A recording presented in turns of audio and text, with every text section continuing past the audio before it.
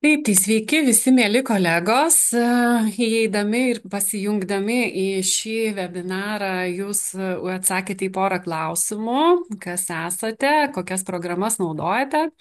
Tai aš iš karto labai skatinu irgi pabendrauti čiate ir matau dabar, kad daug atsakymų yra į klausimą, kokius finansų analizės įrankius naudojate, kad užtenka buhalterinės programos analitikos. Tai labai norėčiau, kad pasidalintumėt, kokias buhalterinės programas naudojate ir ar turi jos tą analitikos funkcionalumą. Ir paaiškinsiu trumpai, kodėl. Iš tiesų, šiemet panašu, kad vystysime projektą kartu su Lietuvos buhalterių auditorių asociacija ir darysime nepriklausomą įvairių visų Lietuvoje randamų buhalterinių programų testavimą, tam, kad būtų toks kaip nepriklausomas įvertinimo įrankis atsirastų jums. Taip, tai ačiū visiems, kas atsakėte į klausimus. Na ką, einame prie mūsų temos.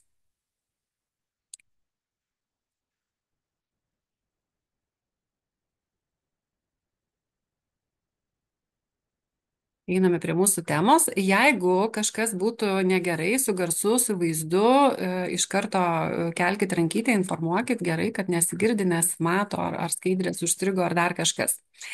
Tai šio webinaro taisyklės. Trukmė apie 1 valandą, plus atsakymai į jūsų klausimus, tai gali būti, kad kažkiek tai gal ir pietų pertraukoje dar užtruksime. Kviečiu dalyvauti su įjungtom kamerom, bet su išjungtais mikrofonais, tam, kad nebūtų pašalinių garsų, nebūtų kažkokių tai trikdžių ir vaikai ar telefono skambučiai netrukdytų klausytojams, ar ne, nes laikas pakankamai trumpas ir įtemptas ganėtinai. Savo klausimus rašykite į čatą, keletą klausimų jūs jau atsiuntėte registracijos metu, kelkite ranką, jeigu norite pasisakyti, jeigu norite diskutuoti.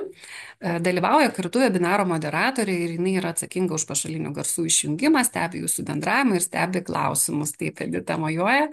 Daromas video įrašas, rekomenduoju turėti kalkuliatorių kažką po ranka, įmonių ataskaitų, galbūt jūs netgi atsispausdinote lapą užrašams, nes šis webinaras praktinis, kiek tai yra įmanoma nuotoliniu formatu, tiek jisai bus praktinis. Tai reiškia, nuo jūsų priklauso ta praktinė dalis.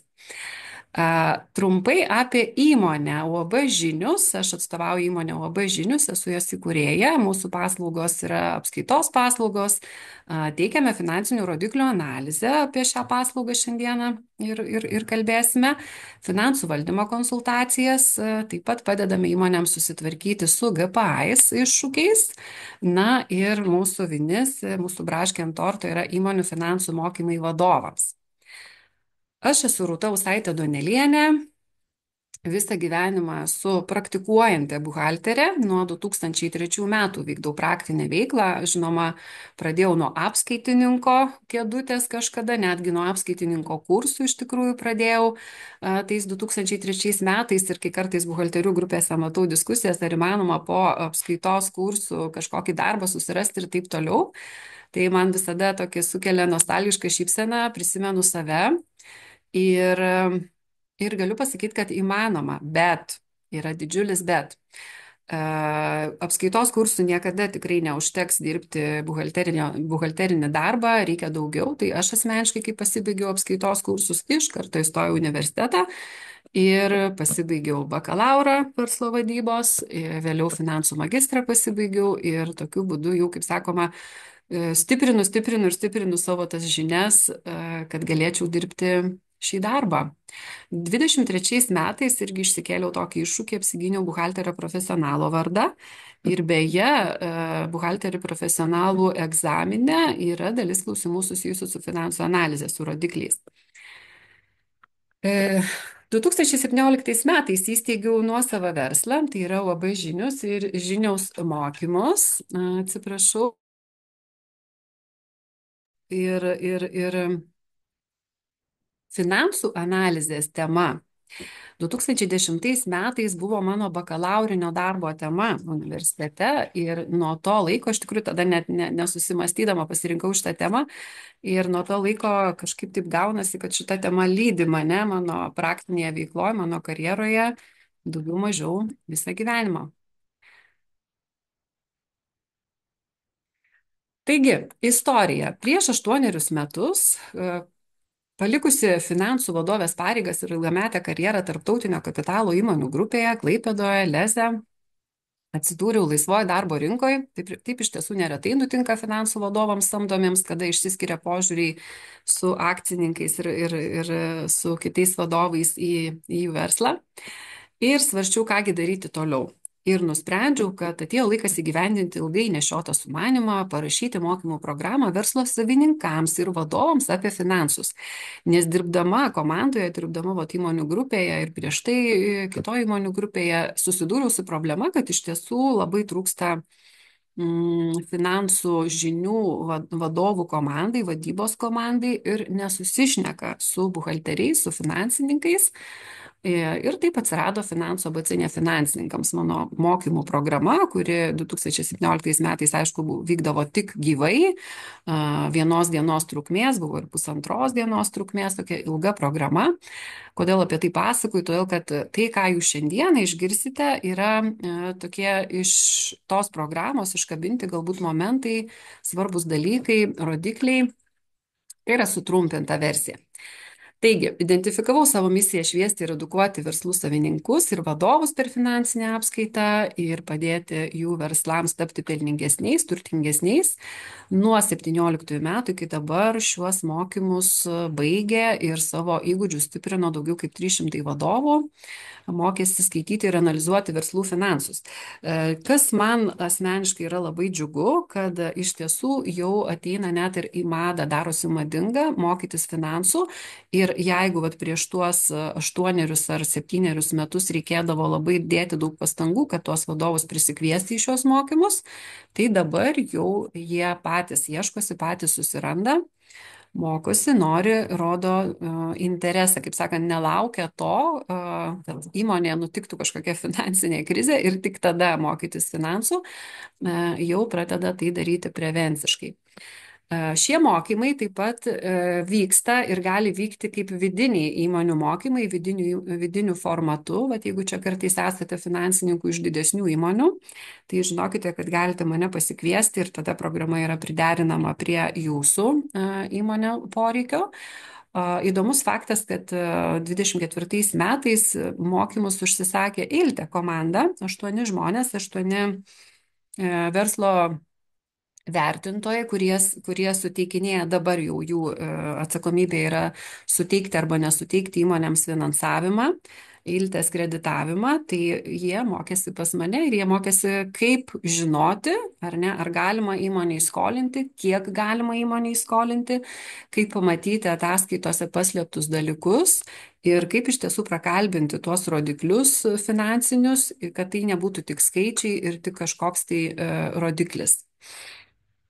Kviečiu visus bendrauti socialiniuose tinkluose, tuose, kuriuos dažniausiai naudojate, kurie jums patinka, tai ir Facebookas gali būti, ir Instagrame surandama, ir LinkedIn'e, ir TikToko paskyra pasileido dabar, ir nuo šių metų po truputėlį vystome ir YouTube kanalą, tai įrašai, tokie kaip šios dienos įrašas, atsiduria paskui mūsų YouTube kanale.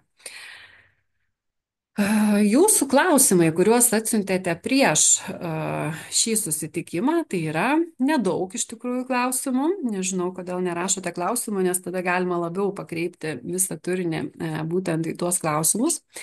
Tai kokius rodiklius verta atkreipti dėmesį, kaip sekti nemokumo kriterijų, pardavimo pelningumo analizę, kam naudojamas EBITDA rodiklis. Tiek jūsų klausimų, tai pažiūrėkime, ieškosime dabar ir atsakymų į tuos klausimus. Šio webinaro tikslai.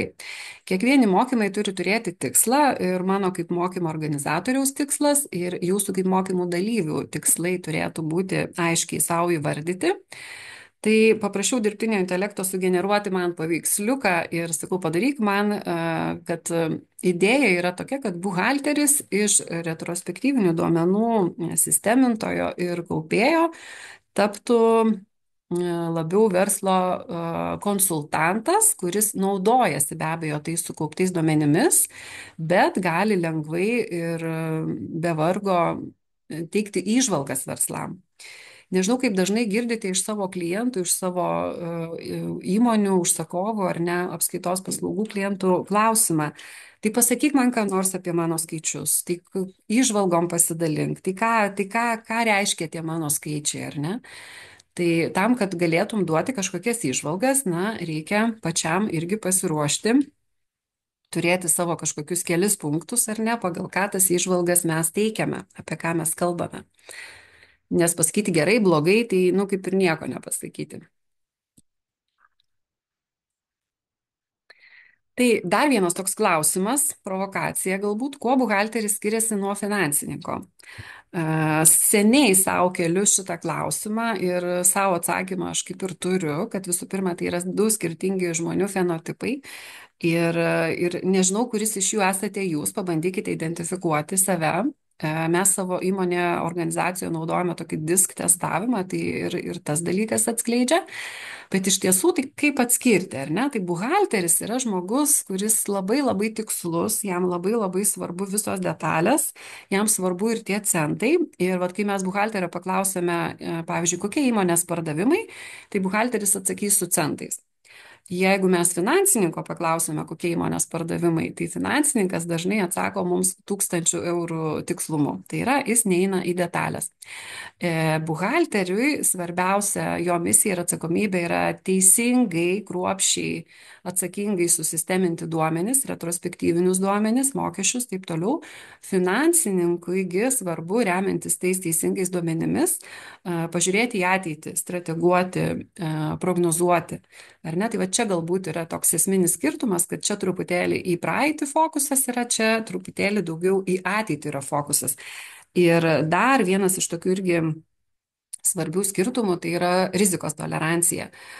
Kuo labiau žmogus yra buhalteris ir ne kuo labiau ten tos detalės ir skaičiukai jam kritiškai yra svarbus, tuo mažesnė rizikos tolerancija ir atvirkščiai finansininkas paprastai turi didesnę rizikos toleranciją ir ten, kur buhalteris kartais vadovams sako, negalima, neįmanoma, to nedarykite, draudžiama ir taip toliau. Tai finansininkas jisai paprastai ieško sprendimo būdų, o gal galėtumėm padaryti kažkaip tai kitaip. Tai idealiausias variantas, kada įmonėje dirba abu, ir vienas, ir kitas, ir nuolat vyksta diskusija. Tai tada toks labai sveika paslauga gaunasi.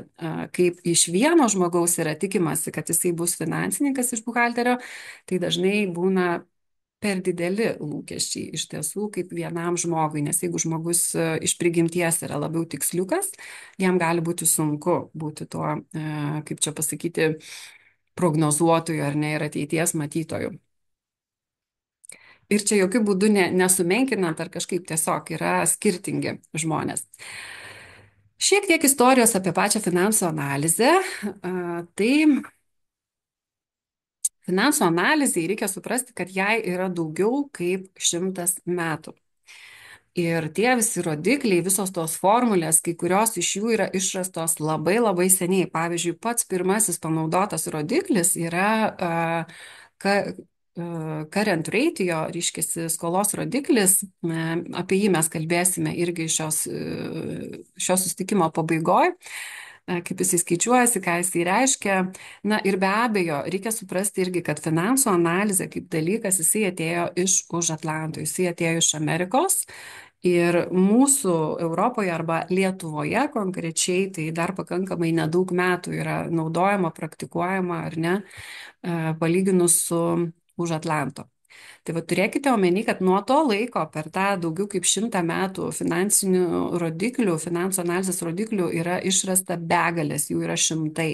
Tai apie ką mes šiandien pakalbėsim, bus vos keletas rodiklių, neatsimenu ar 10 ar daugiau. Bet kas labai svarbu, tai kad jums nereikia žinoti visų tų rodiklių. Jums iš tikrųjų reikia žinoti keletą pagrindinių rodiklių, kurie jums patiems būtų aiškus, suprantami ir pagal kuriuos jūs galėtumėte vat, ir pradėti teikti tas įžvalgas savo klientam ir pradėti vertinti verslo skaičius. Rekomenduoju, kai vyksta mokymai įmonių vadovam, tai šitą dalį mes darome pabaigoje kaip refleksiją, jie gauna lapą ir sakau, va dabar iš viso to, ką išgirdote, užsirašykite pagrindinius finansinius rodiklius, kuriuos jūs supratote, kurie jums svarbus ir kuriuos jūs stebėsite savo įmonėse. O čia, kadangi auditorija yra pagrindė buhalteriai, finansininkai, tai pradžioje, sakau, pasidarykite va tokį maždaug lapą, ar ne, ir konspektuokite rodiklius, tuos, kuriuos jūs po šio webinaro norite išsinešti ir naudoti, pradėti naudoti, jeigu dar nenaudojate, arba jeigu naudojate ir tiesiog trūksta daugiau išaiškinimo ir išvalgų, tai vėlgi užsirašykite, kas yra svarbu, tai va turėti tą tikslinę arba signalinę reikšmę, nusistatyti, kaip dažnai matuojame rodiklius ir ką konkrečiai tas rodiklis mums rodo, ką jisai stebi. Nemažiau svarbu, iš kur informacija ateina. Ir nemažai jūsų pažymėjote, kad užtenka buhalterinių programų analitikos. Tai iš tiesų aš vis dar esu paieškose tokios tobulos buhalterinės programos, kuri duotų ir pakankamą analitiką. Tad labai laukiu pasidalinant į čatą. Apie įmonės atskaitomybę. Šie mokymai vienais metais vyko gyvai visoje Lietuvoje ir tuo metu iš tikrųjų nemažai buhalterinių grupių turėjau ir klausdavau buhalterių, kiek laiko praleidžia ties mokestinę apskaitą. Tai čia buvo dar prieš COVID, jo 2018-2019 metai galėjo būti ir iš tiesų labai liūdindavo jų atsakymas, kad mokestiniai apskaitai skiria kai kas ir 50 ir 80% laiko, o kas yra labai svarbu, kad aišku, be galo yra svarbu ta mokestinė apskaita, tik teisingai suskaičiuoti, deklaruoti ar ne, teisingai mokesčius įmoniai pasakyti, kiek susimokėti, bet norint padaryti tą aukštesnės pridėtinės vertės paslaugą, kaip buhalteriniai įmoniai, pavyzdžiui, ar ne, yra be galo svarbu dėti daug fokuso į finansinį ir vadybinę apskaitą. Ir finansų analizė, jinai tokia yra tarp šitų dviejų sričių dalykas, kadangi mums reikalingi finansinės apskaitos duomenys, finansinių ataskaitų duomenys, finansų analizai atlikti, bet ne ką mažiau reikia ir žinoti visokių įmonės ypatumų, įmonės vidinės apskaitos dalykų, norint tikrai jau kažkaip tai tas įžvalgas teikti kokybiškai, o ne vien tik tai, žinot, kaip pasakyti, nežinau, kodėl jūs čia visi prisijungėte, nes juk internete pilna skaičiuoklių ir bet kokį rodiklį jūs galite pasiskaičiuoti lengvai internete, panaudodami interneto skaičiuoklį. Ar ne, bet kažko trūksta. Neužtenka vien tik tai suskaičiuoti rodiklį, neužtenka to, kas ten parašyta, kaip jį interpretuoti, bet trūksta dar vis tiek to tokio apjungimo turbūt viso to, visų tų duomenų, visų tų skaičių. Pasiruošimas finansų analizai. Labai svarbi dalis ir kai aš kalbuosi su vadovais, tai mes visų pirma pradedame nuo finansinių ataskaitų skaitimo, mes mokome skaityti finansinės ataskaitas, rasti skaičius juose, suprasti, iš kur jie ten atsiranda. Bet dabar, kadangi čia auditorija yra buhalteriai, tai labai noriu akcentuoti svarbą pelno nuostolio ataskaitos. Nes Lietuvoje nuo 2016 metų mes turime daug skirtingų pelno nuostolio ataskaitų šablonų, trumpą, sutrumpintą, mažųjų bendrijų, ilgą ir iš tiesų visos tos versijos, na, bet mažųjų bendrijų pelno nuostolio ataskaita, jinai yra panašiausia į klasikinę pelno nuostolio ataskaitą. O visos kitos finansų analizai, va taip, kad paimti ir naudot, ne visai tinka. Kitaip sakant, reikia persidaryti duomenis į buvusią klasikinę pelno nuostolio ataskaitą. Ką aš turiu omeny klasikinę, tai tuoj parodysiu, tai yra kas seniau dirbate rinkoje ir dirbote iki 2016 metų, tai jūs dar prisimenate tokią trumpesnę versiją pelno nuostolio ataskaitos, kurioje yra būtinai apskaičiuojamas bendrasis pelnas, kurioje yra apskaičiuojamas veiklos pelnas ir nes tai yra būtini dalykai finansų analizę norint atlikti. Kita veikla, dabartinė pelno nuostolio ataskaita, jeigu atsimena, tai ta kita veikla yra išskaidyta į kelis punktus, finansinė veikla vėlgi turi daug punktų, o čia klasikinėje pelno nuostolio ataskaitoje buvo viskas sutraukta į vieną ir jinai tokia labiau tinkama analizuoti. Dabar, kas dar svarbu, kad toje klasikinėje pelno nuostolio ataskaitoje skaičiai nebuvo neigiami, ar ne? Dabar sąnaudas mes visur rašome su minusu, o dabartinėse formuose, o klasikinė pelno nuostolio ataskaitoje sąnaudos nebuvo rašomos su minusu. Tai tą reikia turėti omeny, kai einame prie rodiklių skaičiavimo, kad nepasidaryti kartais taip, kad dalina minusą iš pliuso, gauna minusą, paskui nesuprantam, kaip čia reikia interpretuoti. Gal aš tokius bazinius dalykus kalbu, bet jie nėra nesvarbus. Ir iš tikrųjų tie minusai, tai vat apie juos dažnai ir vadovai turi klausimų, skaitydami savo finansinės ataskaitos, o kodėl čia su minusu parašyta. Tokia pildymo tvarka. Taip, kas dar labai svarbu, tai įsitikinti, kad duomenys yra patikimi ir va čia, kai jūs turite reikalą su savo pačių paruoštais duomenimis, nu, tai jūs ir žinote tą jų patikimumą, kiek patikima, kiek nepatikima.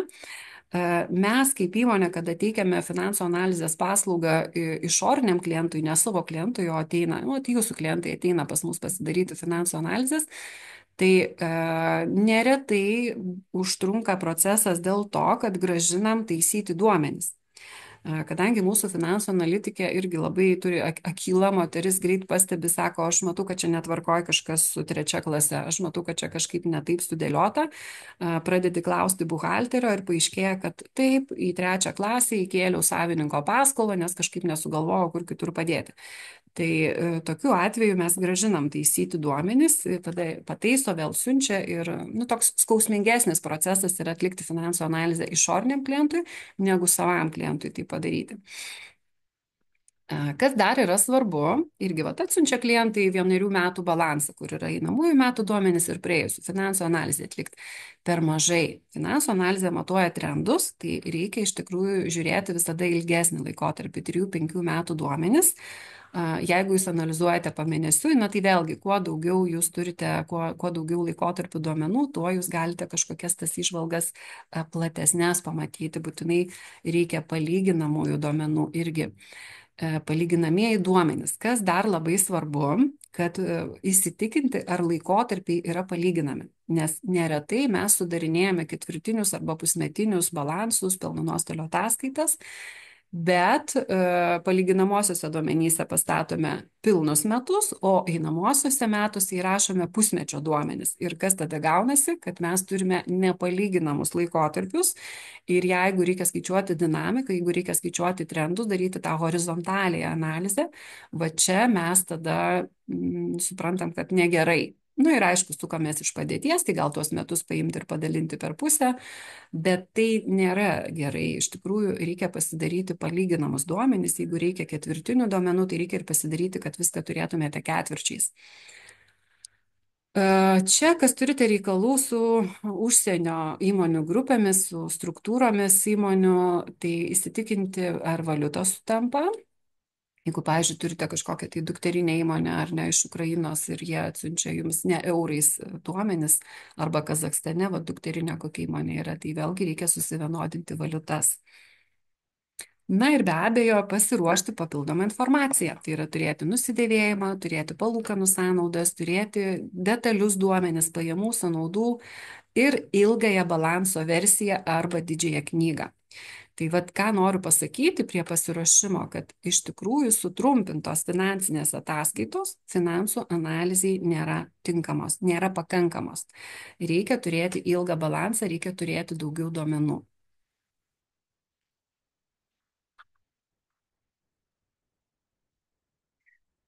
Taip, šitą jau pasižiūrėjom. Na ir keliaujame prie rodiklių.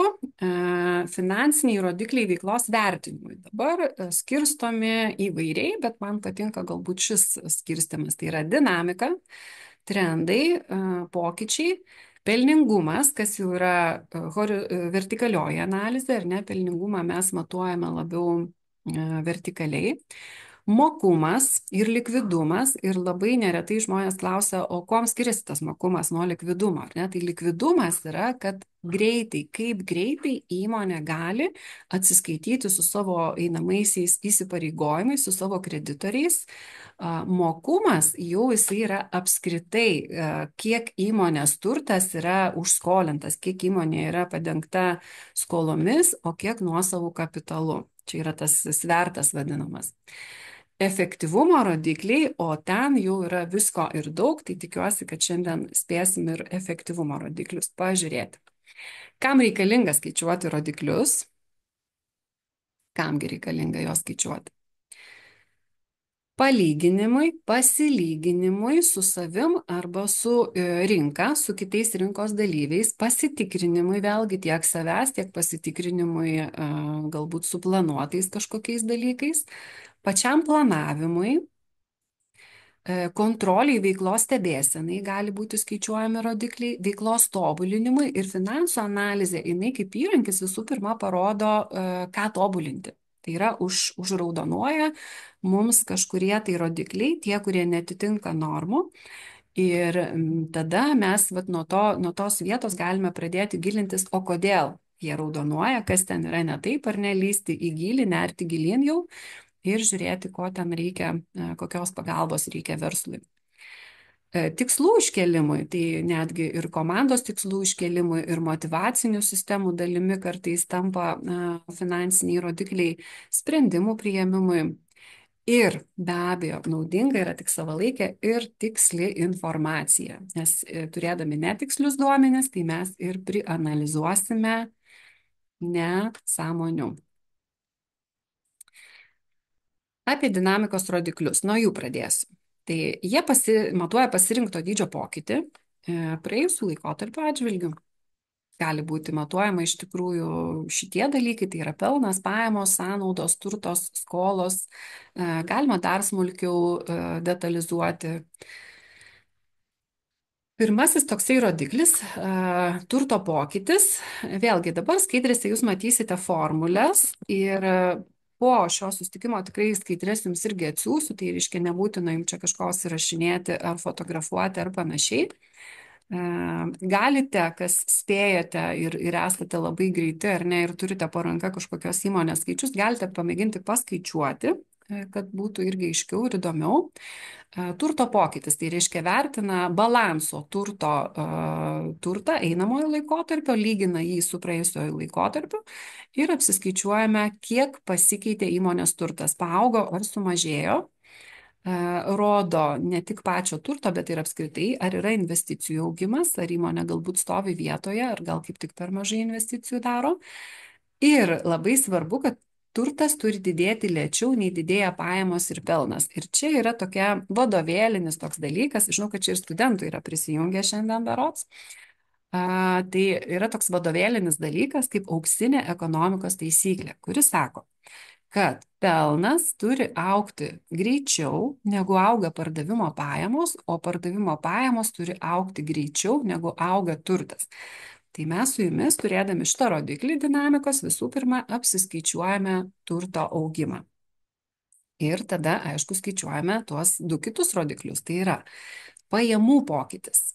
Pasižiūrime, vėlgi, pajamos iš pelno nuostolio ataskaitos, palyginam su praėjusiu laikotarpiu pajamom, dėl ko sakau, labai svarbu turėti palyginamuosius duomenis teisingus ir rodo, kaip keičiasi įmonės pajamos.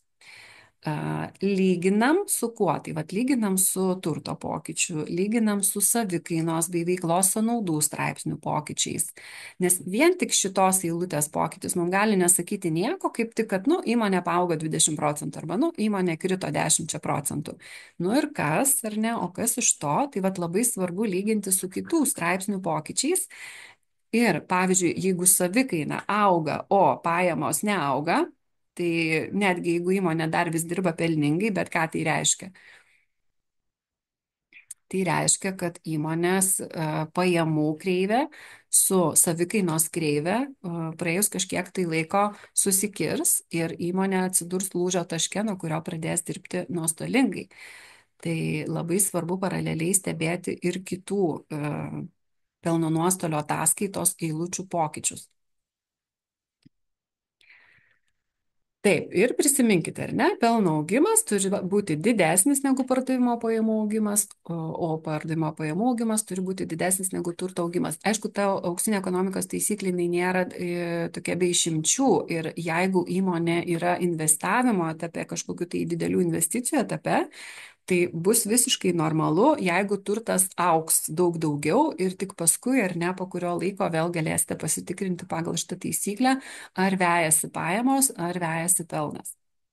Ir dar čia irgi labai svarbi vieta, dabar rinkoje vyksta be galo daug mokymų vadovam, verslininkam ar ne, ir labai neretai jie yra nukreipti į pardavimų didinimą. Pardavimai, pardavimai, pardavimai. Varom, pardavinėjam ir net kartais, neretai, bet kokią kainą tie pardavimų didinimas yra daromas įmonėse ir nesuvaldo pačio pelno. Ir neretai būna taip, kad pardavimus visi labai smarkiai padirbėjom ir padidinom, bet pelnas nukrito.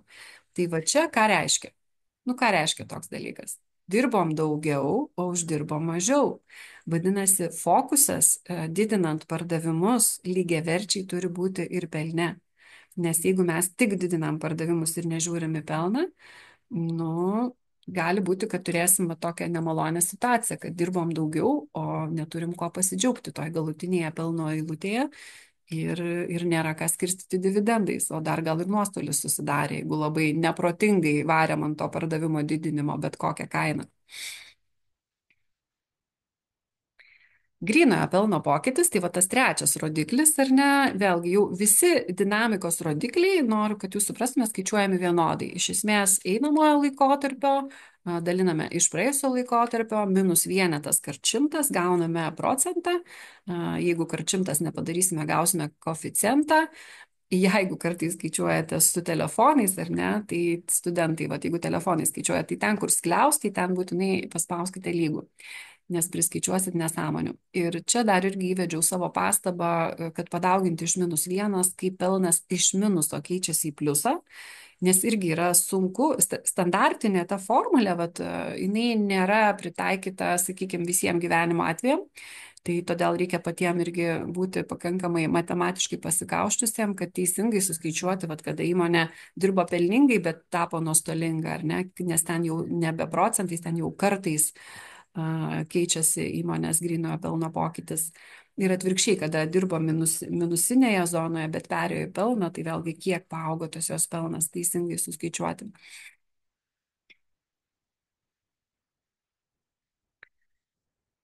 Veiklos sąnaudų pokytis galėtų būti skaičiuojamas ir aš rekomenduoju skaičiuoti veiklos kontroliai. Ir čia irgi yra tokia labai pavojinga vieta, kada įmonė savo motivacinės sistemas pasidaro, suriša su rodikliais, su kažkokiu pajamų augimu, su savikainos procentų galbūt, ar ne, ir sako, nu, veiklos sąnaudas mes nusistatom, kad pas mus normalu yra 10% ir tada laikom, kad šitas rodiklis yra vykdomas. Bet nepamirškite, kad veiklos sąnaudos, tos vadinamos operating cost, ar ne, jos yra iš principo fiksuoto pobūdžio sąnaudos, pastoviosios sąnaudos. Čia apie tas sąnaudas eina kalba, kur yra fiksiai visi mūsų, ar ne, tai telefonai, internetai, ofiso nuoma, išlaikymas, tos, kurios nejuda kartu su pajamom. Ir ką tai reiškia? Tai reiškia, kad jeigu mes didinam pajamas, mes negalim paraleliai sakyti, kad tai turi didėti ir veiklos sąnaudos. Ne, veiklos sąnaudos dažnai stovi vietoje, kaip linija, važiuoja viena linija ir paauga tik tai tam tikrų momentų priėmus sprendimą kažką tai padidinti, ten galbūt priimti dar vieną darbuotoją, biuro administratorę, galbūt išsiplėsti patalpas, nes nebetelpam, galbūt nusipirkti dar papildomų kompiuterių ar programinės įrangos, nes jau nebepakanka. Tai negali būti taip, kad veiklos sąnaudos irgi įsivaizduokite grafiškai, maskatuojasi kreivė, ar ne, jinai turėtų būti to lygi, eiti kaip brūkšnys ir va, tas veiklos sąnaudų pokyčio rodiklis, jisai galėtų būti naudojamas kontroliai, nes jisai turėtų stovėti vietoje iš esmės, jis neturi šoliuoti, šokinėti. Ir iš tokios savo buhalterinės praktikos dar pasidalinsiu, irgi neretai būna, kada mes darome tuos skaičius kas mėnesį vadovam, akcininkams, siunčiam juos rodiklius ir absoliučiuosius skaičius ir pasidžiaugiam, kad o šį mėnesį sutaupėm kažko, pagerėjo mūsų veiklos sąnaudos, ar ne? Tai kaip dažniausiai būna?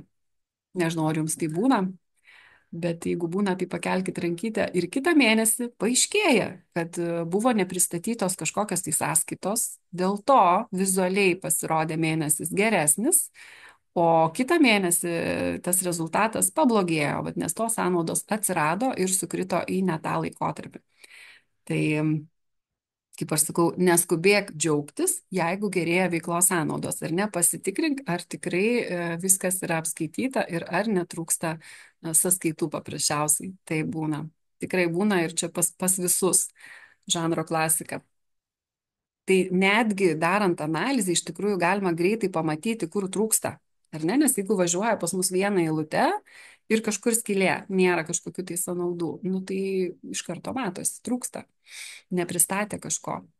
Ir tada vadovai, vat irgi, kokią vadovai kelia problemą dažnai ir kodėl jie ateina mokytis į finansų tuos kursus, finansų mokymus, jie sako, tai trūksta kažkokios sąskaitos ir man buhalteris neatsiunčia duomenų.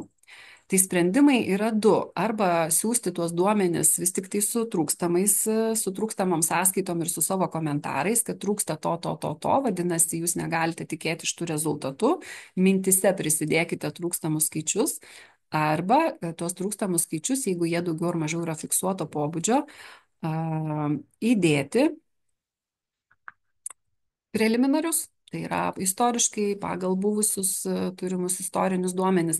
Tai nėra nusikaltimas tikrai, nes tai nėra, kaip čia pasakyti, finansinė apskaita ir paskui va, tas analizavimas tų finansinių skaičių, tai nėra mokestinė apskaita. Mokestinę apskaitą jūs darykite taip, kaip reikia, ar ne? O čia yra truputėlį labiau valdymui dalykai. Tai vad buhalteriam, tas, kuris tikras buhalteris yra, kur rodžiau skaidrę, ar ne, jiems yra mirtinai sunku išsiųsti netikslius duomenis ir jeigu jie žino, kad kažko tai dar trūksta, jie geriau renkasi nesiųsti duomenų visai ir sakyti, man dar trūksta sąskaito, aš tau nieko neatsiųsiu. Toliau, pelningumo rodikliai. Tai vienareikšmiškai, kad ir ką ten kas besakytų, kiekvieno verslo pagrindinis tikslas yra pelnas. Ir mažesnis, didesnis pelnas, čia jau kiti klausimai, ar ne, kiek to pelno, kieno sąskaita tas pelnas yra uždirbamas, čia jau yra ne apie tai, bet apskritai, kad verslas būtų sveikas ir gyvybingas, jisai turi uždirbti pelną. Ir jeigu neuždirba pelno, tai kas tada? Kas tada nutinka, kai įmonė neuždirba pelno? Tada uždirba nuostolį, ar ne? O kai uždirba nuostolį, tai kaip matematiškai susidėlioja balansas ir kas tada nutinka? Tada auga skolos. Kai įmonė dirba nuostolingai, reiškia, matematiškai, jūsgi žinot dvejybinį įrašą, jūs žinot balansą, ar ne, tai jūs puikiai suprantat, kad nuostolinga įmonė, jinai augina savo skolas. Ir va čia turbūt ir yra pagrindinė įžvalga, kad pradėti dirbti pelningai. Ir nu, kaip pelningai, dažnai sako, tai aš dirbu pelningai, bet 5-3% ar čia normalu? Nu, normalu ar nenormalu, tai mes visą laiką pasižiūrime į analogiškas rinkos įmonės, į rinkos tendencijas ir tada tik tai gali atsakyti kažkokiam konkrečiam verslui, ar jūsų pelningumas yra pakankamas. Tai šiandieną, kadangi turime tik tai valandą laiko, ar ne, nekalbėsiu apie lūžio tašką, kas yra pilnam kurse, bet pakalbėsime apie tuos pagrindinius pirmo bloko maržos rodikliukus. Na, o grąžos rodiklius aš jau jums paliksiu patiems pasistudijuoti savarankiškai.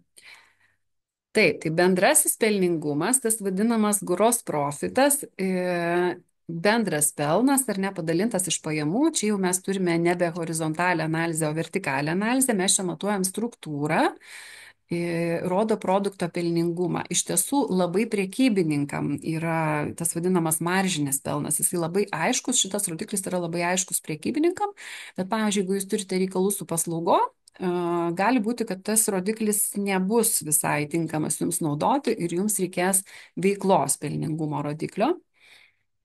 Labai svarbu iš tikrųjų stebėti irgi jo pasikeitimus per laikotarpį. Tai jau nusistatom ir paskui žiūrim, lyginam su praeitim, kaip buvo anksčiau. Galima skaičiuoti kas mėnesį. Veiklos pelningumas, operating profit ratio, tai yra veiklos pelnas, tas, kuris iš bendrojo pelno atėmus visas fiksuotus kaštus ar ne, atėmus OPEX-ą vadinamą. Iš esmės jisai parodo pagrindinį veiklos pelną ir čia jau galėtumėm ir sustoti, jeigu įmonėje nieko daugiau ir nevyktų, ar ne, čia jau mes jį ir mokestintumėm ir po mokesčių liktų grinasis pelnas. Bet neretai dar vyksta kažkokia tai finansinė veikla, kita veikla ir mes tada keliaujame žemyn į grynąjį pelningumą, prieš tai buvo ikimokestinis pelningumas dar galėjo būti. Iš esmės mes galime skaičiuoti kiekvieno lygio pelningumo rodiklį, tai yra bendrąjį, veiklos, ikimokestinį, grynąjį pelningumą. Jie visi skaičiuojami vienodai, tai yra apskaičiuota pelno, padalinant iš pajamų, kas yra gerai ir fainai, kad dabar jau net ir skaičiuoti nebereikia, užtenka atsidaryti rekvizitai LT ir visų įmonių grynojo pelningumo rodikliai kaip ant delno yra. Ir matosi ir trendai, nes matai ir praeities duomenis. Taip pat visai rekomenduoju pasižvalgyti po Okredo. Tenais vėlgi galime dalį rodiklių rasti jau suskaičiuotų, kas yra vėlgi patogu. Bet nepamirškite tada ir tuo pačiu, kad tai yra ir nepatogu. Nes jeigu tai yra apie jūs, apie jūsų įmonę ir jūsų įmonė ten dirba kažkaip nelabai pelningai, nelabai gerai, tai vėlgi viskas viešai yra matoma ir tikrai dabar žmonės domisi šitais dalykais, landžioja, naršo, žiūri konkurentus, žiūri, kaip kas dirba. Nu ir kai dirba nuostolingai, tai žinot, kokia nuomonė. Nes jeigu pačio verslininko klausiu, kodėl jis dirbo nuostolingai, tai jisai tuo pat kažkokių istorijų išsitraukė, čia buvo tas, buvo anas, nutiko tas ir taip toliau. Bet jeigu aš kaip išorės interesantas ar ne, landžiuoju po rekvizitai LT arba po Okredo ir žiūriu įmonės rodiklius, tai man dažnai neįdomu jūsų jokios ten vidinės priežastis, kodėl jūs dirbot nuostolingai. Aš tiesiog skirstau taip į nevykėlės įmonės, kurios dirba nuostolingai ir į normales įmonės, kurios sugeba uždirbti pelną. Viskas. Nu ir paskui jau ten kuo daugiau pelno, ar ne? Nu ten jau tada jau rinkos lyderiai atsiranda tie, kurie sugeba labai pelningai dirbti. Ir tas pats apskaitos sektorius, jisai, jeigu jūs pasidomėtumėte, jisai yra nuo iki. Mes ten galime rasti ir neigiamų aišku skaičių, mes ten galime rasti ir ten 1-2 procentus pelningumo, bet mes ten galime rasti ir 30-40 procentų pelningumo, kas beje priklauso dar ir nuo verslo formos pasirinktos, ar ne, mažoji bendryja ar UABas tai būtų. Tai va, tai kai jūsų prašo interpretuoti pelningumo rodiklius, tai čia vienareikšmis interpretavimas. Pelnas turi būti, jeigu jo nėra, tai loseriai, nevykėliai. Kitas dalykas, kiek daug yra normalu uždirbti pelno, tai žiūrime rinkos vidurkį, sakykime, aš rekomenduoju neišsiskirti labai smarkiai iš rinkos. Reiškia, nu, žinant, ar tai reikia pasitempti ar panašiai. Taip. Kodėl bankai prašo nusidėvėjimo rodiklių, Nijolė klausė, žiauriai geras klausimas, Nijolė, einam toliau ir va čia jums bus tuoj pat ir atsakymas. EBITDA. Dabar kodėl bankai prašo nusidėvėjimo? Todėl, kad bankai skaičiuoja EBITDA. Ir EBITDA tai irgi yra pelningumo rodiklis, vienas iš pelningumo rodiklių, tai yra pakoreguotas, pamodifikuotas pelningumo rodiklis. Jeigu, įsivaizduokite, kad jeigu jūsų įmonėje nėra nei palūkanų, nei nusidėvėjimo, tai jūsų EBITDA bus lygų iš principo EBIT arba prieš tai mūsų žiūrėtam veiklos pelnui. Aš geriausiai asmeniškai šitą rodiklį įsidėmėjau iš anglų kalbos, dar universitete, kai mokiausi, tai yra earnings before interest, taxes, depreciation, amortization. Ar ne, reiškia pelnas pakoreguotas, pamodifikuotas, atgal prie jo yra pridedama mokesčiai, atgal pridedamas palūkanos ir atgal pridedamas nusidėvėjimas. Kodėl jisai toks svarbus? Todėl, kad jisai yra artimas įmonės veiklos pinigų srautam. O dėl įdomumo pakelkite rankas tie, kurie dar iki šiol daro pinigų srautų ataskaitas įmonėse. Aš kažkaip esu tikra, kad čia bus vienetai, nes nuo to laiko, kai tapo nebeprivalomos pinigų srautų ataskaitos tam tikro dydžio įmonėm, ar ne pačiom didžiausiam tik tai privaloma, tai nebeliko kaip pamatuoti tų pinigų srautų ir EBITDA apskritai yra tas rodiklis, kuris ir matuoja tą pinigų srautą. Ir kaip čia sakoma, iš EBIDOS yra gražinamos paskolos, iš EBIDOS yra aptarnaujamos paskolos. Todėl jisai yra labai svarbus bankam, bet aišku, jisai yra svarbus apskritai finansų analitikam, nes jisai leidžia skirtingas įmonės palyginti, skirtingose netgi šakose veikiančias įmonės palyginti. Tai toks populiarus rodiklis.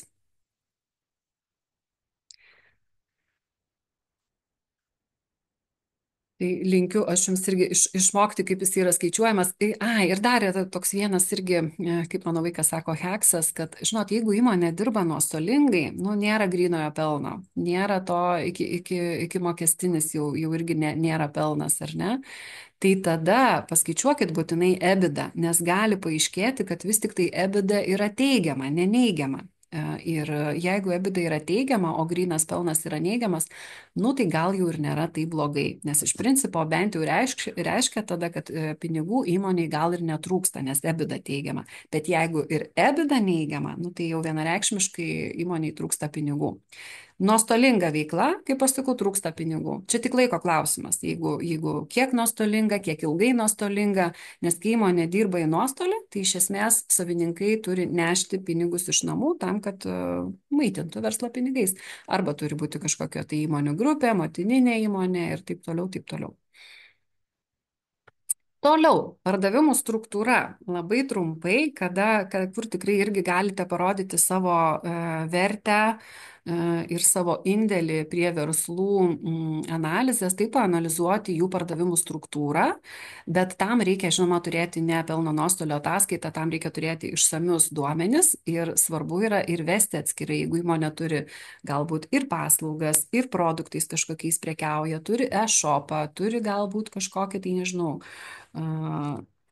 skirtingas paslaugas. Nu, aš per apskaitos įmonių pavyzdžius kalbėsiu, ar ne, nu, pavyzdžiui, turime mes apskaitos paslaugas, mes turime mokymus, mes turime GPAIS paslaugą ir mes turime konsultavimą. Tai pas mane vat, ir yra 5 klasė išskirtas keturių rūšių pajamos ir aš visada žinau, iš ko gyvena įmonė, kiek procentų sudaro kuri paslauga arba produktas iš visų pajamų. Ir tai irgi būna vertinga ir naudinga verslininkam užmesti akį, pasižiūrėti, tai iš kogi mes pagrindė gyvenam, nes kartais paaiškėja, kad gyvenam mes iš vieno kažkokio konkretaus produkto, bet labai daug dirbam su kitu produktu arba paslauga. Nu, ten vis kažką reklamuojam, darom, bandom, vystom, bet iš tiesų tai pajamų ten yra mažai arba per mažai. Ir neretai būna irgi priimamas kažkoks sprendimas, sakykime, nu, dar kurį laiką tą produktą, paslaugą pavystyti, bet jeigu neis, tai ir stabdom, nėra čia ko.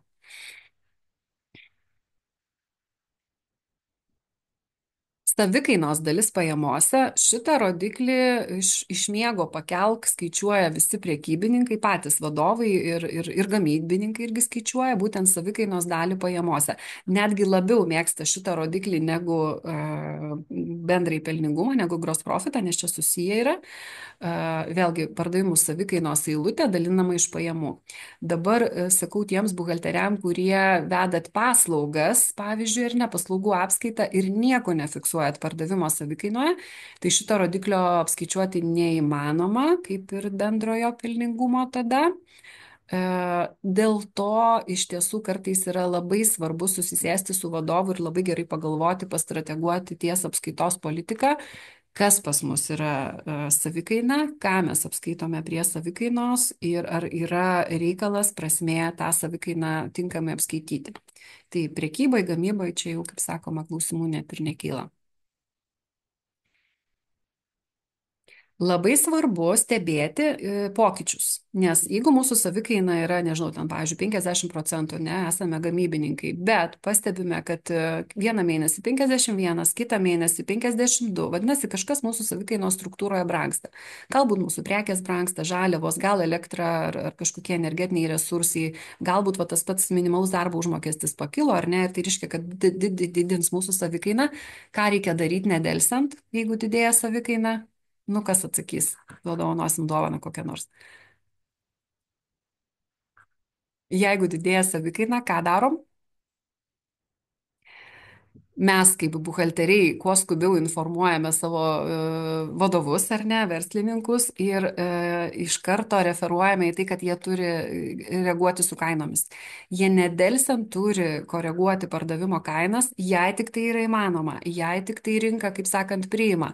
Bet dažnai ten tą vieną kitą procentą, jo Viktorija parašė, didinam pardavimo kainas, teisingai Viktorija, tai jeigu ten tą 1, 2, 3 procentus paprastai su kainom pažaisti mes visada galim, jeigu tai nėra kažkokios tai ilgalaikės sutartys su fiksuotomis kainomis ar ne labai stambiuose projektuose. Jeigu mes to nedarom, tai kas nutinka? Mes atvažiuojame į nulinį tašką, ar ne, į savo tą lūžio tašką vadinamą. Nuosavybės grąža, vienas dar iš grąžos rodiklių ROE, analogiškai bus skaičiuojamas ir ROA, tik tai bus turtas, grinasis pelnas dalinamas iš turto. ROE rodiklis, Return on Equity, jau pasako, kad tai yra savininkų rodiklis ir kad jisai rodo savininkam, kiek jų įdėtas kapitalas į įmonę generuoja pelną.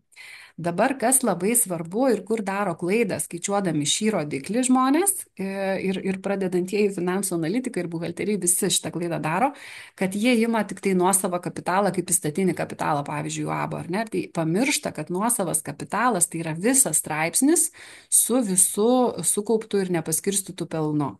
Su visais rezervais. Reiškia, visas kapitalo straipsnis čia įeina į tą ROE skaičiavimą.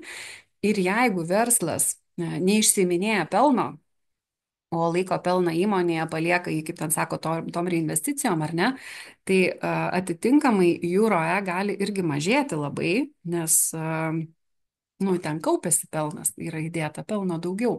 Dabar kokie rėžiai? Paprastai, jeigu mažiau negu 10, tai laiko, kad nu, neverta laikyti šito įmonėje pinigų akcininkui, nes, kaip žinot, dabar irgi, jeigu sekat rinką, akcijų biržos rinką, ar ne, dabar galima vos ne obligacijas įsidėti už geresnę gražą negu 10%, tai ką man laikyti kaip savininkui šito įmonėje savo tą akcinį kapitalą įdėtą.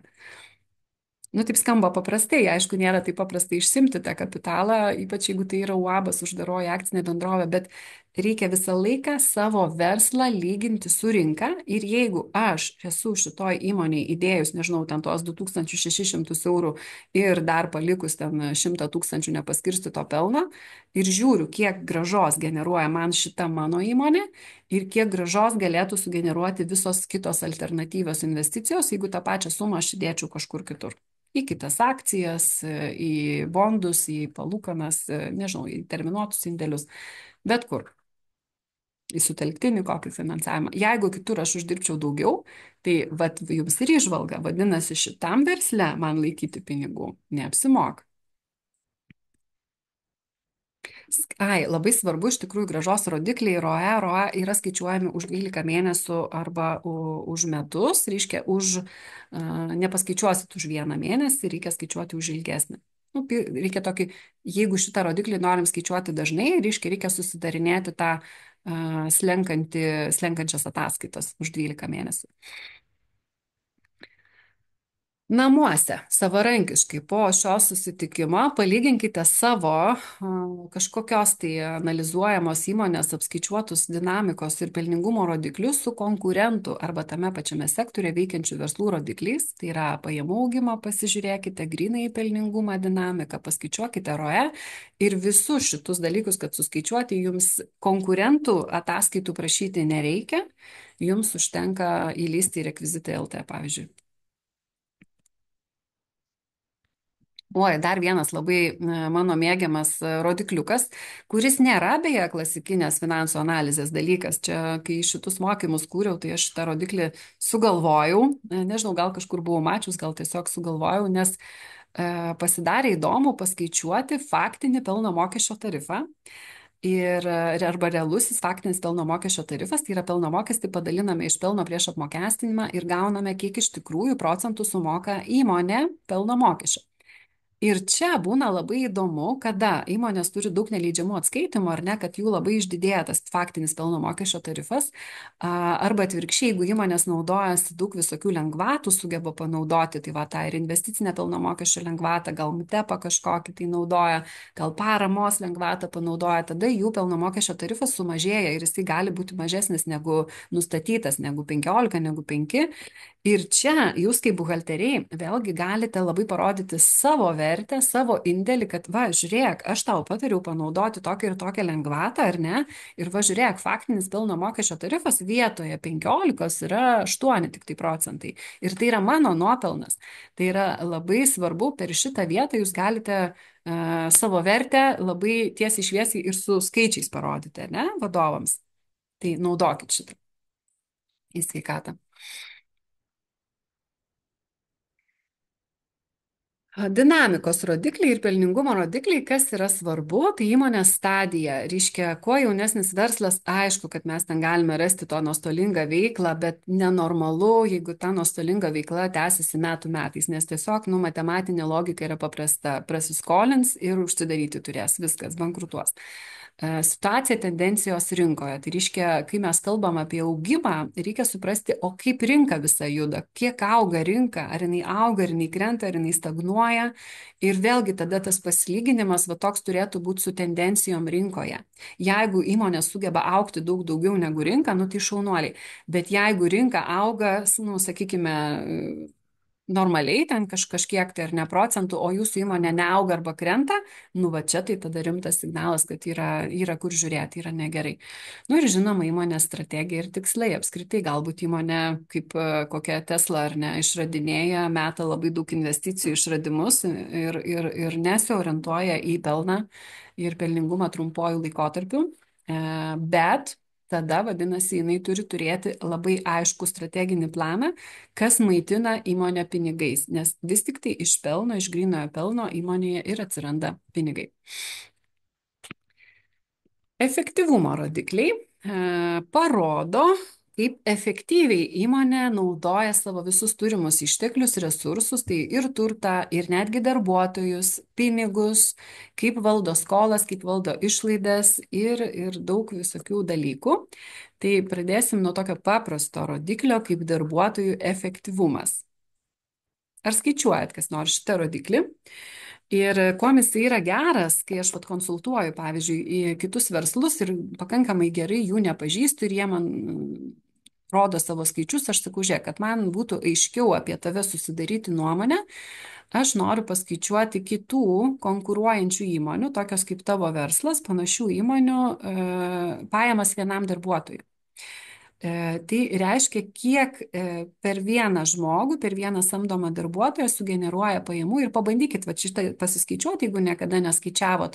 Netgi apskaitos įmonių labai yra įdomu, nes netgi paėmus labai didelį įmonę ir paėmus mažą apskaitos įmonėlę, neretai pajamos vienam darbuotojui mes gaunam labai panašias.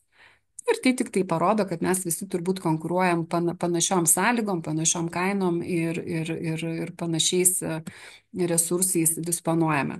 Tuo tarpu, jeigu jūs labai šitą pasiskaičiavę gaunate labai išsišokimą, ar ne labai geriau arba labai blogiau, nu tai jeigu geriau, tai džiaukitės, bet jeigu blogiau, tai reiškia yra apie ką susimastyti, kad galbūt per mažai generuoja pajamų vienas darbuotojas, tai yra vėlgi referencas, kad yra kainodara turi būti tvarkoma, ar ne, su kainom reikia padirbėti.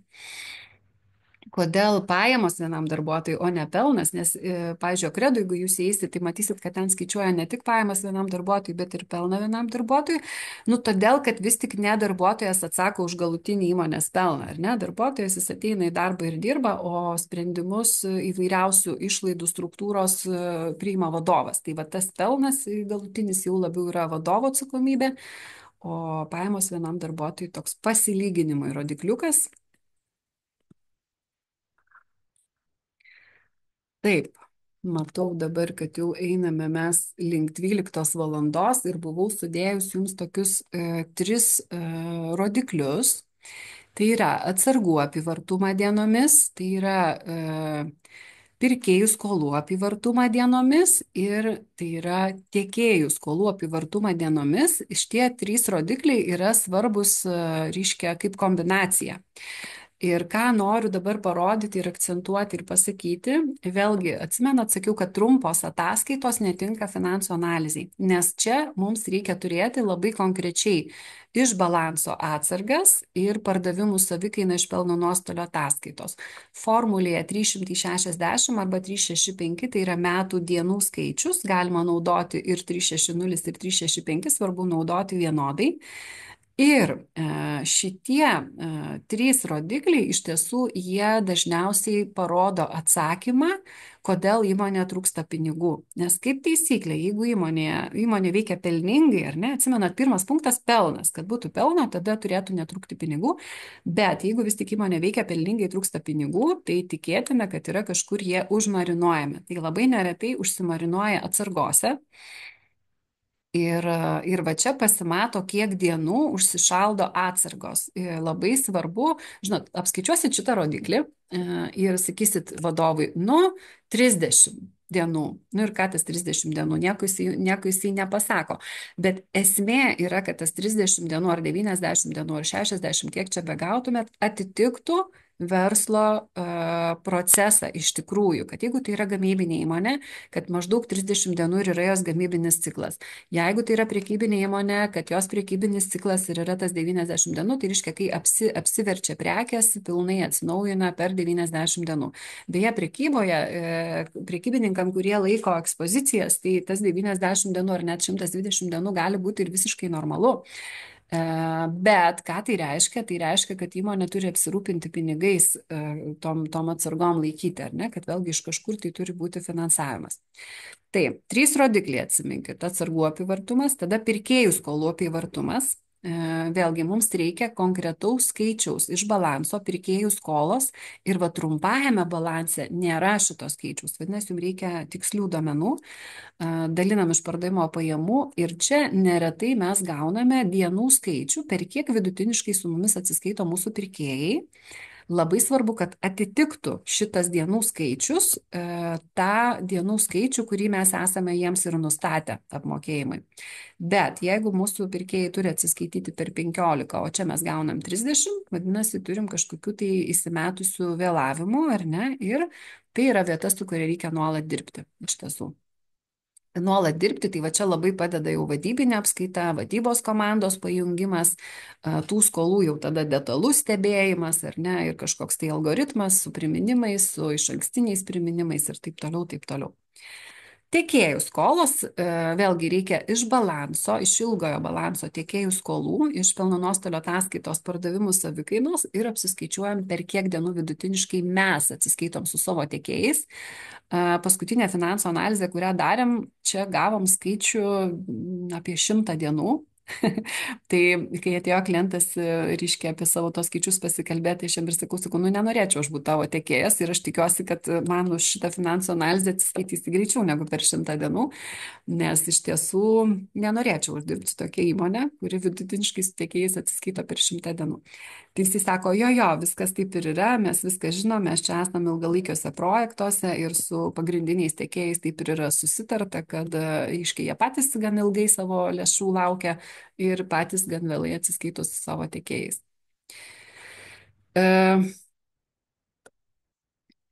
Visas šitas dienas, visus šitus 3 rodiklius galima skaičiuoti ketvirčiais, pavyzdžiui, tik atitinkamai tada, arba už mėnesį, tik atitinkamai tada dienų skaičių įma mažesnį, ne 360, 30 arba 90. Na va, ir iš visų šitų 3 svarbių rodiklių mes prieiname prie svarbiausio dalyko, svarbiausio gėrio, tai yra pinigų apyvartos ciklo, cash conversion cycle, kuris ir susideda iš 3 prieš tai buvusių formulių. Ir esmė yra tame, kad idealu ir siektinas rezultatas yra 0 dienų. 0 dienų. Kuo trumpesnis, tuo geriau. O jeigu čia gausite minusinį dienų skaičių, tai iš viso tada reiškia, kad jūs netgi turite laisvų lėšų, laisvo kapitalo iš savo, iš įmonės pinigų apyvartos ciklo. Tai yra tokia inžinerija su pinigų valdymu įmonėje, kada mes neinam dar į bankus, nieko nesiskolinam, bet šiek tiek pasireguliuojam, pasižiūrim su savo atsargom, kad jos ten per ilgai neužsigulėtų ar ne. Pirkėjus pasigreitinam, pasiskatinam, kad greičiau jie atsiskaitinėtų. Tiekėjams neskubam atsiskaityti, reiškia tiekėjų skolų dienas ilginam, nu, aišku, nepažeisdami terminų ir sutarčių sąlygų. Ir tokiu būdu mes galime atlaisvinti apyvartoje lėšų ir įmonė taip, nu, kaip čia, atsigauna, ne, įkvepia lengviau, nes pinigai, pinigų cirkuliavimas, pinigų visas tas ciklas, jis kaip kraujas įmonėje, ne, pinigai cirkuliuoja, pinigai lygų kraujas. Jeigu tik kraujas kažkur tai stoja, trombai, ten kažkoks užsilaikimas, viskas, procesai visi stringa. Tai vad, šio webinaro tikslas yra parodyti jum, kaip jūs galite būti vertingesni paslaugų teikėjai. Tai vad, žinokit, jeigu su šitų 3 rodiklių kombinacija jūs išmoksite operuoti ir čia netgi gali nebūti pasidaręs finansinių ataskaitų pilnai, nes reikia nedaug skaičių pakankamai šitiem rodikliam paskaičiuoti. Tik šiaip, aišku, apskaita turi būti vedama tvarkingai ir laiku. Tai jūs galite šitus rodiklius duoti vos ne kiekvieną mėnesį vadovom ir sakyti, žiūrėk, tavo atsargos lėtėja, žiūrėk, tavo pirkėjai pradėjo vėluoti su atsiskaitimais ar ne, daryk kažką. Arba žiūrėk, tu per daug greitai atsiskaitai su tiekėjais, tu neišnaudoji tiekėjo prekinio kredito ir tokiu būdu tu sukeli savo pinigų įtampas savo įmonėje. Tai va čia tokie paprasti dalykai, apie kuriuos jau atrodo, aš kalbu ir man jau atrodo taip elementaru, taip paprasta, bet ateini į įmonę ir jiems būna tai naujiena ir jie sako, bet mes bijom sakyti pirkėjim, kad greičiau atsiskaitytų. Bet kai pradeda daryti arba prašyti tiekėjų ilgesnių terminų, mes kažkaip nedrįstam, bet vėlgi, kai pradeda tai daryti, jie sako, bet tai kaip gerai tu pasakėjai, dabar sako, mums nu vat atsilaisvino pinigų srautas. Taip, keliaujam jau visai į pabaigą. Matau aš irgi laikrodį. Bendrojo likvidumo rodiklis. Atsimenat, pačioj pradžioj rodžiau pats seniausias rodiklis – current debt ratio. Trumpalaikis turtas padalintas iš trumpalaikių skolų. Šitą rodiklį, kai mes einame prašyti paskolų į bankus, kaip labą dieną, vietoj labą dieną skaičiuoja bankai. Visų pirma, jie pasiema jūsų balansą. Čia jau tinka ir trumpas balansas. Ir trumpalaikį turtą padalina iš trumpalaikių skolų. Būtinai turi būti daugiau negu vienetas, nes jeigu apie vienetą, tai reiškia labai silpnai, jeigu mažiau negu vienetas, reiškia įmonė turi daugiau trumpalaikių skolų negu trumpalaikio turto ir jinai nėra pajėgi, gali nebūti pajėgi, sakykime, vykdyti įsipareigojimus. Todėl paprastai bankai sako, ką, susitvarkykit šitą rodiklį, visų pirma susitvarkykit šitą rodiklį ir tik tada ateikite prašyti paskolos. Ir va čia, žiūrėkit dabar, kokia svarbi yra buhalterinė apskaita ir kaip svarbus yra skirstimas teisingas, kas yra trumpalaikis turtas, o kas yra ilgalaikis turtas, kas yra trumpalaikės skolos, o kas yra ilgalaikės skolos. Jeigu mes gavome banko paskolą ir įkalėm į trumpalaikės skolas ir galvojam, tegul būna trumpalaikėse neskaidysiu ar ne, nu kas aišku netitinka verslo apskaitos standartų, bet kartais matom, kad kolegos taip daro. Ir va čia jūs pagadinate skaičiukus, kuriuos vat, reikia paskui analizuoti finansų analitikam. Lygiai taip pat jūs galite juos pagadinti, lygiai taip pat jūs galite pataisyti per šitą vietą, teisingai suskirščius ir sureguliavus trumpalaikį turtą ir trumpalaikius įsipareigojimus. Žiauriai svarbi ta buhalterinė apskaita šitoje vietoje.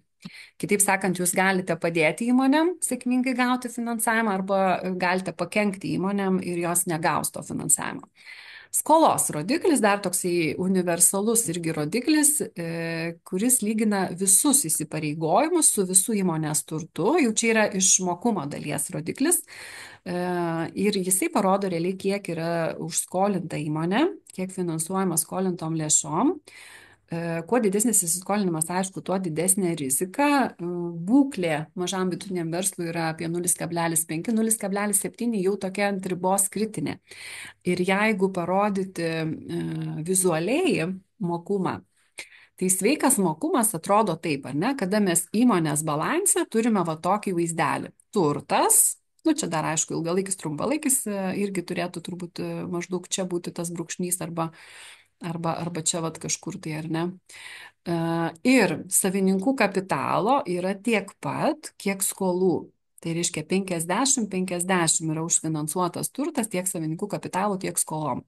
Labai dažnai mes matome, kur mes matome čia, kad maždaug yra brūkšnys ar ne, ir kad skolos yra 90, savininkų kapitalo tik 10.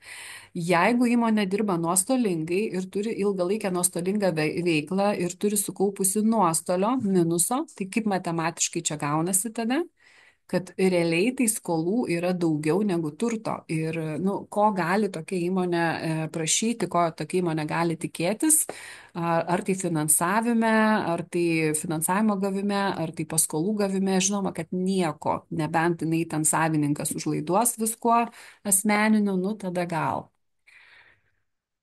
Taip, tai vat jūs kaip buhalteriai turite turbūt ir baksnoti savininkam ir verslininkam vat į šitą vietą, kad žiūrėk, kaip tu sudarinėjai savo turto ir skolų struktūrą, ar ne, kiek normalu yra skolintis. Tai dabar kiek normalu yra skolintis verslo įmoniai.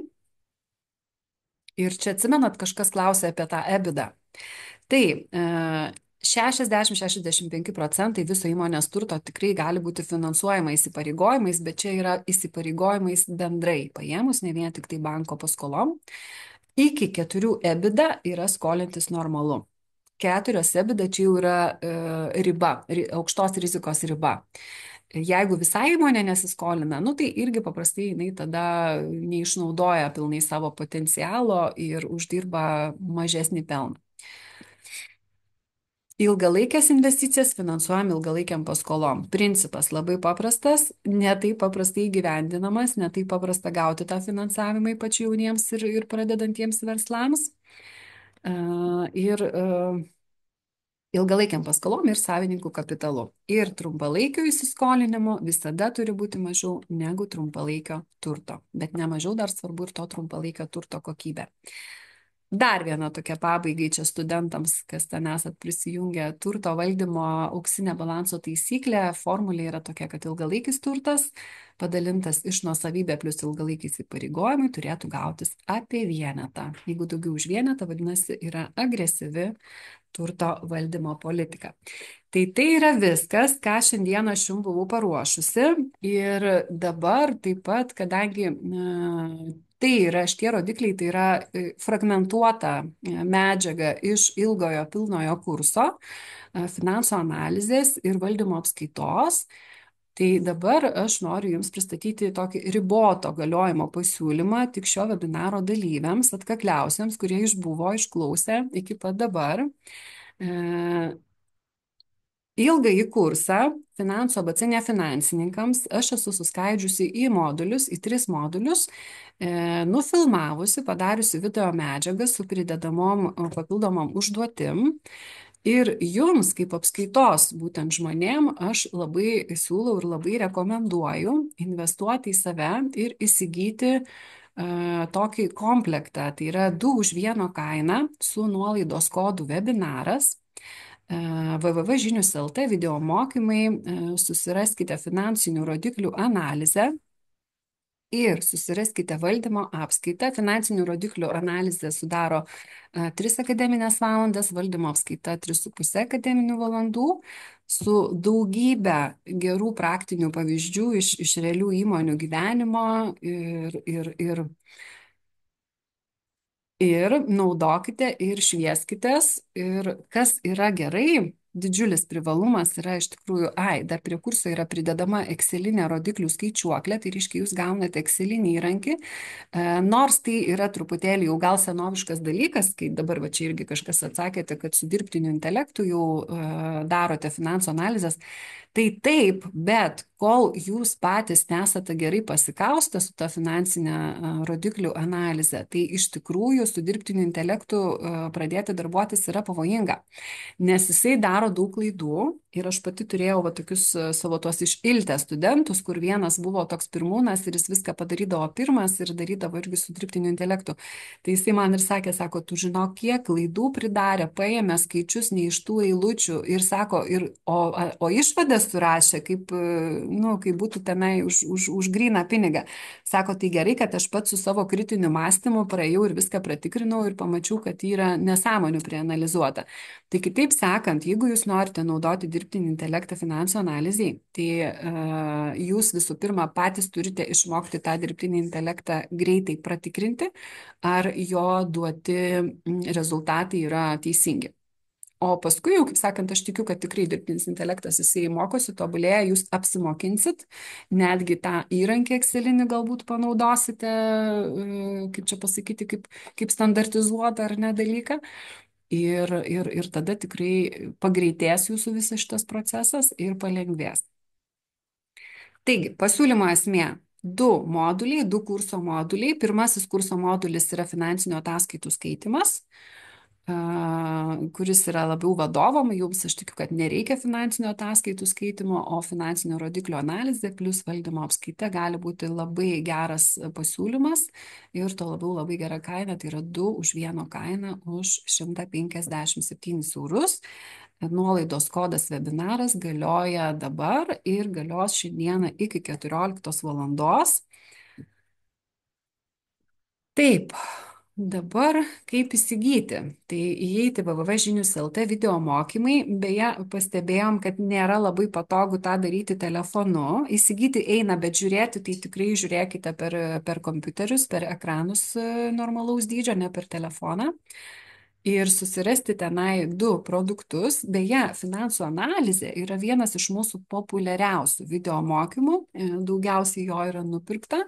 46 studentai jau baigė ir atsispausdino sertifikatus ir atliko testą. Beje, testai yra irgi sukurti, paskui galima ne tik daryti, bet ir testuoti save. Testas parodo, į kurią vietą jums reikia grįžti, jeigu kažkur tai, sakykime, su atsakymais prašaunate. Ir dar kartą primenu, kad nuolaidos kodas yra webinaras. Taip, žiūriu, ar buvo kažkokių tai klausimų iš jūsų. Na, čia buvo naudinga, labai tikiuosi, kad buvo naudinga. Tai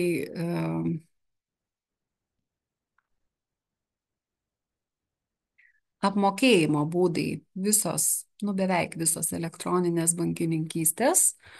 Ir dar irgi, kadangi vat, jau susidūrėme prieš tai su pelno nesiekiančio organizacijų, kai buvo webinaras įsigijimais, tai turėkite omeny, kad žiūrėti šitą video kursą jums reikės prisijungti į mūsų vidinę studentų, kaip aš sakau, direktoriją.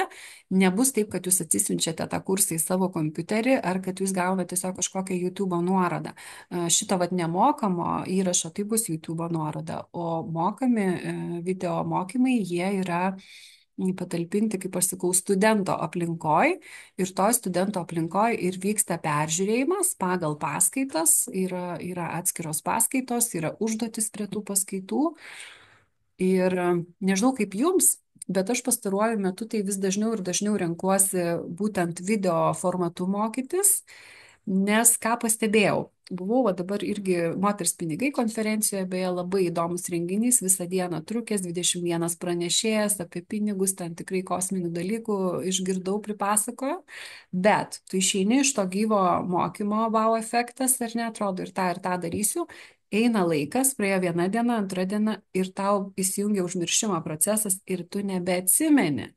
Kokia ten buvo vardas pavardėtos lektorės, ką jinai ten sakė, kur aš ten turiu pasižiūrėti. Ir toks tada, tai aš tada ką padariau, po tos Moters pinigai konferencijos aš dar nusipirkau video įrašus, nes turėjau biletą be video.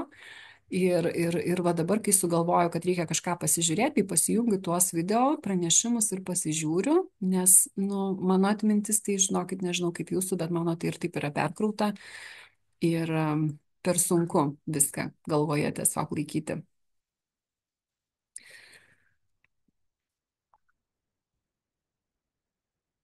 Ir dar gerumas yra tame, kad video kursas galioja 365 dienas jį įsigijus ir žinokite, tikrai netikriname mes IP, iš kurių jūs jungsitės ir žiūrėsite šitą video kursą. Tai reiškia, kad jeigu jūs esate iš apskaitos įmonės, tai jūs galite įsigyti mokymus ir sėkmingai mokyti visą savo komandą ir ne vieną kartą ir stabdyti, grįžti, gabaliukais tą daryti, kaip jau jums patiems yra patogu.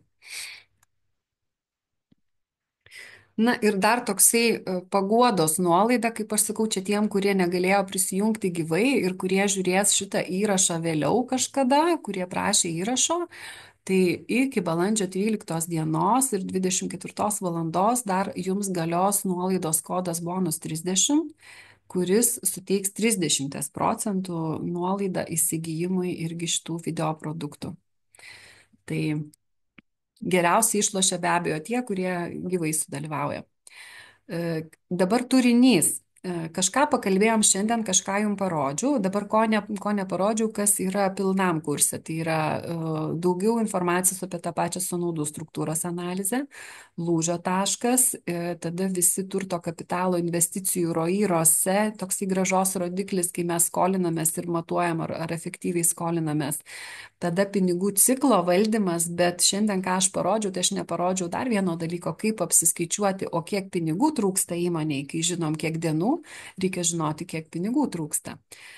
Mokumo likvidumo rodiklių yra tokia lentelė, ką vertina bankai ir būtent va, tų bankinių rodiklių ten su EBITDA yra 4 ar 5 rodikliai toje lentelėje. Įmonės vertės arba kainos nustatymo metodikos yra pilname kurse, verslo patikimumo vertinimo dalis yra pilname kurse, tai iš finansų analizės. Priedai, tai priedų yra daug, yra ir uždaviniai, ir visokie naudingi priedai, ir taip pat rodiklių skaičiuoklė su formulėm, su grafikais. Tai matau, kad jau dalis klausytojų atsijungia, tai dar noriu paklausti, ar yra dar kokių klausimų, į kuriuos galėčiau atsakyti, kol dar neatsijungiame.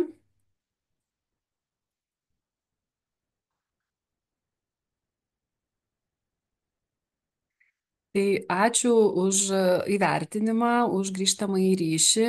Tikrai mano stiprioji dalis turbūt ir yra ta, kad labai struktūruotai moku pateikti medžiagą, todėl laukiu visų savo video studentų platformoje. Tai dėkoju Jums ir sakau iki susitikimo kitose mokymuose. Webinaro įrašas Jūs pasieks per artimiausias 4 valandas ir linkėjimai nuo įmonės Žinius. Būkim pažįstami, bendraukime ir toliau.